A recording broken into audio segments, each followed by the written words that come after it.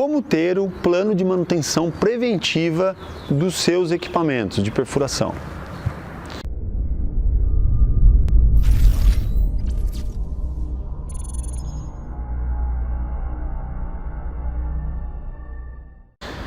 Olá, aqui é o Emerson e deixa eu contar para você como eu sempre fiz para ter um controle eficiente de manutenção dos meus equipamentos. Eu vou contar para você o passo a passo aqui de como eu sempre fiz e sempre me ajudou, e sempre que eu precisava de uma informação eu tinha, e também a quebra dos equipamentos eu fui diminuindo ao longo dos anos porque eu montei esse plano que eu vou mostrar para vocês aqui. Primeiramente, você tem que ter a informação do seu equipamento. Qual informação? Você precisa saber o modelo do seu equipamento, você precisa saber a relação dos filtros que ele tem, você precisa saber as horas que você tem que fazer o trabalho preventivo para parar aquela ferramenta, aquela determinada máquina ou compressor. Você tem que ter o controle de desgaste, por exemplo, das ferramentas. Você tem que ter alguém atento a essas informações. Não basta você ter esses relatórios e ninguém cuidar, senão não vai passar de um relatório, não é verdade? Então, determine uma pessoa que esteja tranquila para poder fazer isso e poder checar isso à medida do tempo que vai passando, né? Por exemplo, lá na sua máquina tem um orímetro, tá ok? Então, a primeira dica, você vai lá, toma nota do orímetro. Toda obra, quando sair, você toma nota do orímetro que a máquina está, o compressor, a máquina, tá ok? Quando ela volta, ela tem um outro orímetro, ela avançou 50, 100 horas, 200 horas, não sei, entendeu?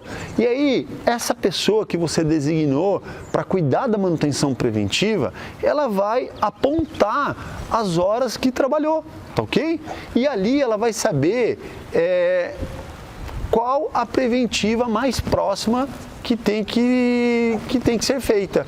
E para que essa pessoa lembre também, ela pode colocar no bloco de agenda dela, né? Por exemplo, vou dar um exemplo aqui como eu faço. Lá no Google Agenda, você consegue colocar uma determinada data. Por quê? Se o seu equipamento, a média dele é de 20 a 30 horas por obra, então você consegue projetar, entendeu?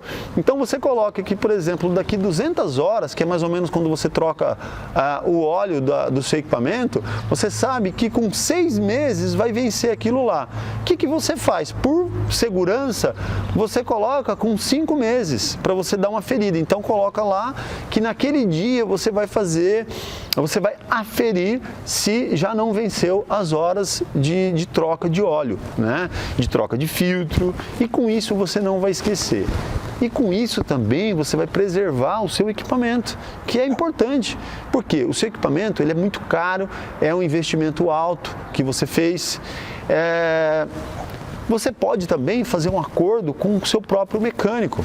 Por exemplo, vou te contar lá como que eu faço com os mecânicos. Eu tenho um controle da quilometragem com um mecânico que faz a preventiva e ele me avisa, ou eu mesmo coloco na minha agenda quando vai vencer aquela data, né? E quando troca o óleo por exemplo, do caminhão, ele já checa o óleo de diferencial, óleo de câmbio, óleo de transmissão, óleo do filtro de combustível, né? Você tem o racor, tem o filtro de combustível, você faz aquela checagem toda. E aí, o que você faz? Você pega e pede para ele assinar que ele checou. Por quê? Senão isso acaba saindo da sua memória, né? Já o compressor, como o compressor vence lá as horas do óleo sintético, né? Gente, olha, uma preocupação muito grande aqui. Tem muita gente que não coloca o óleo sintético, acaba colocando um óleo que não é apropriado e acaba gerando um problema sério no parafuso do compressor, né?